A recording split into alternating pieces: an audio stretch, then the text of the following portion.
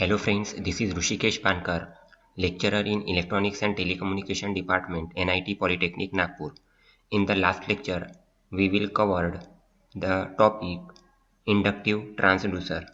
Now in today's session, we will discuss about the topic 4.5, that is LVDT and RVDT.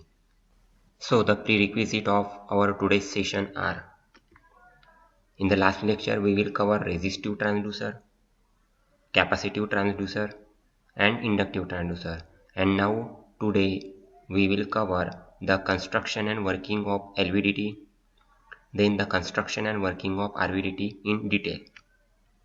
So before start our today's session, we will see first the learning outcomes of our today's session. So the learning outcomes are: you will able to learn about the construction and working of LVDT, then you will able to learn about the construction and working of RVDT. So these are the learning outcomes. So first is LVDT. So this is the construction of LVDT. So in this is the soft iron core. Then secondary windings are S2. So this is the secondary windings. Then non-magnetic rod is here. So the displacement is like this, left to right, right to left. Then this is the farmer. Now in figure 1, the primary winding is there, then soft iron core and secondary windings. So there are two secondary windings, S1 and S2. So the EMF induced is E1 and E2. Now output. So primary winding is here, then soft iron core is here, displacement, then S1 and S2. So the output will be E1 minus E2. S1 is the first winding of secondary and this is the second winding of secondary. Now this is the input and output. So how we will give the input? AC supply is given to primary winding. This is S1 and this is S2 and this is the movable core. So in S1 winding E1 is induced. On the other hand, in S2 winding E2 is induced. So this is the construction details of LVDT. So LVDT is the most popular and widely used inductive transducer. तो ये जो LVDT है ये inductive transducer है और most popular and widely used में आता है. Then LVDT is a passive transducer. तो LVDT ये पैसिव ट्रांसड्यूसर है. जैसे ट्रांसड्यूसर के दो टाइप से, एक्टिव और पैसिव. तो LVDT ये पैसिव ट्रांसड्यूसर में आता है. Again LVDT is a inductive transducer. Then LVDT converts linear displacement into electrical signal. तो अभी हमने कंस्ट्रक्शन डायग्राम में देखा था जो डिस्प्लेसमेंट होता है दैट इज लीनियर डिस्प्लेसमेंट, वो हमारा इनपुट होता है तो वो कन्वर्ट करता है इलेक्ट्रिकल सिग्नल में. Then there is one primary winding and two secondary winding. तो हमने कंस्ट्रक्शन डायग्राम में जो देखा है कि प्राइमरी वाइंडिंग एक ही होती है और सेकेंडरी दो वाइंडिंग होती है, that is S1 and S2. तो LVDT में प्राइमरी वाइंडिंग हमेशा 1 होती है और सेकेंडरी वाइंडिंग ये 2 होती है, that is S1 and S2. These windings are arranged on cylindrical former. तो ये जो वाइंडिंग्स थी वो कहाँ पर अरेंज की थी? सिलेंड्रिकल फॉर्मर में, जो हमने कंस्ट्रक्शन डायग्राम में देखा था. The two secondary windings are having same number of turns and these are connected in a series opposition. तो secondary windings में जो दो वाइंडिंग्स दी है उनके जो नंबर ऑफ टर्न्स होते हैं वो सेम होते हैं, सेम नंबर के होते हैं. और वो कनेक्टेड कैसे होते हैं? सीरीज अपोजिशन में वो कनेक्टेड होते हैं. Then these windings are placed symmetrically as shown in the figure. तो हमने कंस्ट्रक्शन डायग्राम में देखा ही है. The core is at the centre and it can move axially. तो जो कोर होती है वो सेंटर पे होती है और वो मूव होती है एक्सियली. मतलब जो एक्सल होता है वो उस एक्सल में वो मूव होती है. The primary winding is connected to a AC source. तो जो प्राइमरी वाइंडिंग होती है वो AC सोर्स को कनेक्ट होती है. तो हमारा इनपुट क्या है? AC. The frequency of the source में be ranging from 50 hertz to 20 kilohertz. तो फ्रीक्वेंसी कितनी हम देते हैं, उसका रेंज क्या है? So 50 hertz to 20 kilohertz is the frequency range.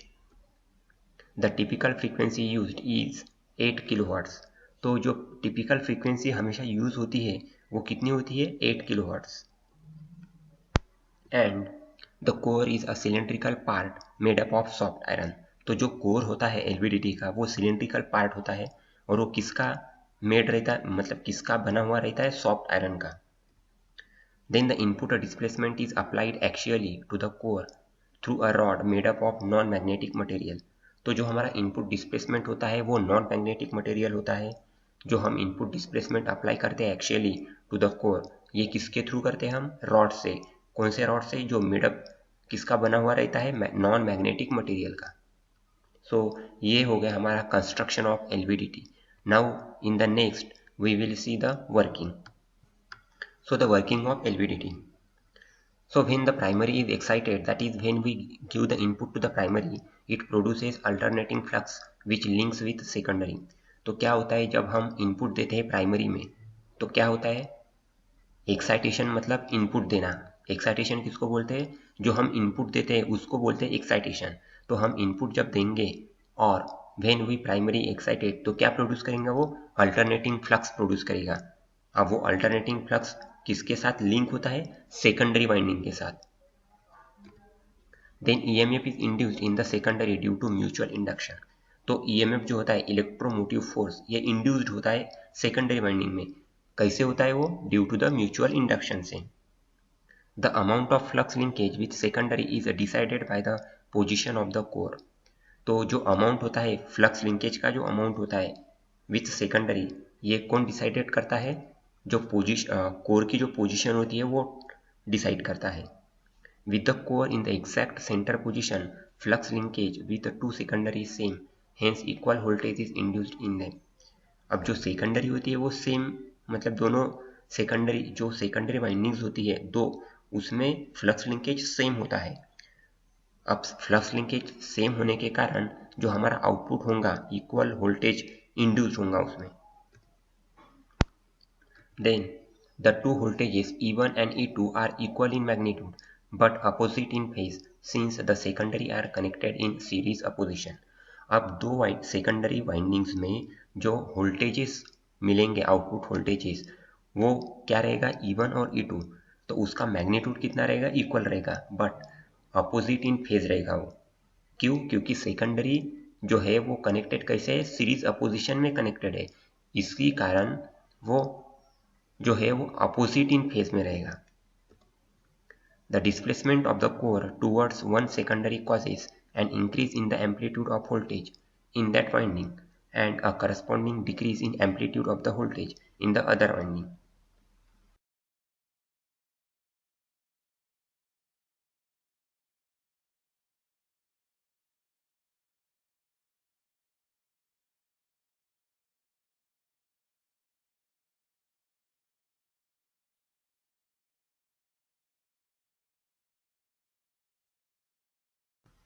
So, when the core is moved towards left from central or null position, the portion of the core in the vicinity of S1 increases, therefore the flux linkage with secondary windings, that is S1 increases and induced E1 increases। अब क्या होता है, जो core होती है वो move होती है टूवर्ड्स लेफ्ट, मतलब जो सेंट्रल या नल पोजीशन होती है वहाँ से वो लेफ्ट में मूव होती है। तो क्या होता है, जो पोर्शन होता है कोर का S1 में, वो क्या होता है, इंक्रीज होता है। देयरफॉर अब वो इंक्रीज होगा तो क्या होगा, flux linkage with secondary winding S1 is also increases. अब फ्लक्स लिंकेज अगर इंक्रीज हो गए तो हमारा जो इंड्यूस्ड ईएमएफ E1 होगा वो also increases. Then the reverse happens for secondary windings S2, that is the portion of the core of the vicinity of S2 decreases, therefore the flux linkage decreases and hence E2 decreases, that is E1 is greater than E2। तो ये reverse कहाँ पे happen होता है, reverse कहाँ पे होता है, सेकेंडरी वाइंडिंग्स में S2 में। कैसे, the portion of core of vicinity of 2 decreases, जो कोर का पोर्शन होता है वो डिक्रीज होता है, तो फ्लक्स लिंकेज भी हमारे डिक्रीज होते हैं। अभी फ्लक्स लिंकेज अगर हमारे डिक्रीज हो गए तो अल्टीमेटली हमारा E2 जो है इंड्यूस्ड ईएमएफ वो डिक्रीज होगा। अब वो E2 अगर कम है और पहले इसमें क्या था, E1 इंक्रीज था, मतलब E1 is greater than E2। So the opposite effect will be observed when core is moved towards right, that is E2 is greater than E1। अब जो हमारे कोर है वो अगर हमने राइट में मूव की तो जो लेफ्ट में मूव करने के बाद जो मिला था हमें आउटपुट, उसका अपोजिट इफेक्ट हमें कब मिलेगा, जब कोर को हम राइट में मूव करेंगे।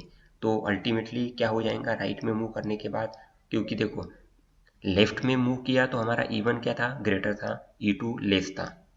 अभी राइट में मूव करेंगे तो उसका वाइस वर्सा हो जाएगा, मतलब E2 हमारा ग्रेटर हो जाएगा E1 से। Then the secondary are connected in series opposition, so the output voltage is E1 minus E2. It is also called differential output voltage. अब जो हमारा आउटपुट मिलेगा E1 minus E2, इसको हम बोलेंगे differential output voltage.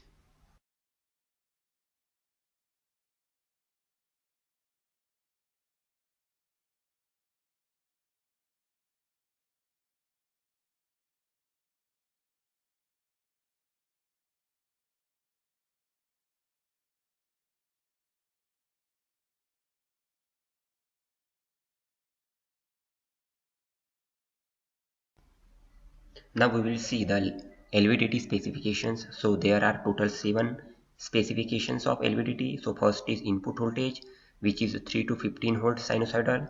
Then second is input frequency, which is 50 Hz to 20 kilohertz. Then third is core displacement, which is 0.1 mm to 76 mm. And sensitivity is 0.6 to 30 millivolt. V input 0.2025 mm. It depends on construction के हिसाब से वो change होगा। Then the power consumption is less than 1 watt, then output impedance is less than 50 ohm, and the resolution is 2 micrometer. This is for commercial type only. So these are the LVDT specifications. Now we will see the advantages of LVDT. So first advantage is it consumes very less power for functioning. तो कितना less than 1 watt। जो functioning होते हैं, functioning करता है LVDT, उसके लिए less than 1 watt power लगता है, कंज्यूम होता है। Then second is it has high sensitivity, that is 10 MV to mm to 40 VMM, and it is rogue device. The output signal magnitude is sufficiently high and many times it is not necessary to amplify it. जो output signal magnitude होता है वो sufficiently high होता है और उसे amplify करने की ज़रूरत नहीं होती। देन वेरी हाई रिजोल्यूशन, उसका रेजोल्यूशन जो होता है वेरी हाई होता है। इट हैज़ लीनियर कैरेक्टरिस्टिक्स, उसका जो कैरेक्टरिस्टिक्स होता है वो लीनियर होता है। एलवीडीटी का कैरेक्टरिस्टिक्स हमेशा लीनियर होता है। And it has less friction and less noise. क्यों? क्योंकि नो स्लाइडिंग कॉन्स्टेंट। अब स्लाइडिंग कॉन्स्टेंट ही नहीं है तो उसमें फ्रिक्शन लेस होगा और नॉइज भी लेस होगा। So these are the advantages of LVDT. Next, we will see the disadvantages of LVDT. So first is these are sensitive to stray magnetic field. So magnetic shielding is essential. अब ये sensitive होता है to the stray magnetic field से। So magnetic shielding ये हमें essential होती है इसमें LVDT में। Then second is relatively large displacements are required to produce appreciable differential output. अब देखो जो इनपुट होता है हमारा वो ज़्यादा होना चाहिए to produce the appreciable differential output. तो हमारा जो डिस्प्लेसमेंट होता है विच इज़ इनपुट, ये रिलेटिवली लार्ज होता है to produce the appreciable differential output. Then the performance is disturb because of vibrations. अब इसमें जो वाइब्रेशंस होता है उस वाइब्रेशंस के कारण क्या होता है, हमारा परफॉर्मेंस जो होता है LVDT का वो डिस्टर्ब होता है। Then the temperature affects the performance of LVDT। अब टेम्परेचर सेंसिटिव होता है, ये टेम्परेचर अफेक्ट करता है परफॉर्मेंस ऑफ LVDT में। Then the dynamic response is limited mechanically by the mass of the core and electrically by the frequency of applied voltages. अब इसका जो डायनामिक रिस्पॉन्स होता है ये लिमिटेड होता है mechanically by the mass of core and electrically by the frequency of applied voltages. So these are the disadvantages of LVDT. Then we will see the RVDT. So this is the construction of RVDT. So there are two windings, that is S1 and S2. Secondary windings में होती है दो, जैसे LVDT में था primary winding. Then बीच में क्या होता है soft iron core and this is ball bearings.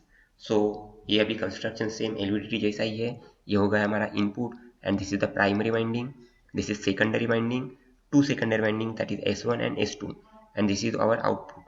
These are the bearings and this is the core and this is angular displacement curve, differential voltage and this is angular displacement.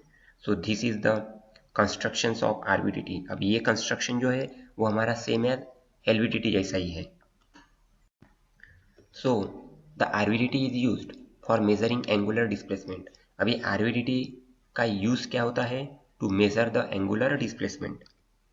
Then the working principle is same as that of LVDT. तो RBDT का जो working principle है ये same होता है LVDT जैसा ही। Then the core has semicircular shape. अब उसमें एलवीडीटी में कोर कैसा था? रेक्टेंगुलर, और इसमें क्या है कि सेमी सर्कुलर शेप का होता है core. The angular displacement is transferred to the core through a shaft made up of non magnetic material. तो आरबीडीटी में जो एंगुलर डिस्प्लेसमेंट ट्रांसफर करते हैं कोर से, वो जो शाफ्ट होता है वो नॉन मैग्नेटिक मटेरियल से बना रहता है, same as LVDT. Then the shaft is supported by the ball bearings. ये जो शाफ्ट होता है आरबीडीटी का, ये सपोर्ट कैसे होता है? बॉल बियरिंग से। Then the angular displacement of shaft from null position gives differential output voltage. मतलब जो एंगुलर डिस्प्लेसमेंट होता है शाफ्ट का नल पोजिशन से, वो क्या मिलता है वहां से हमें? Differential output voltage. The variation in voltage across individual secondary is similar to that of LVDT.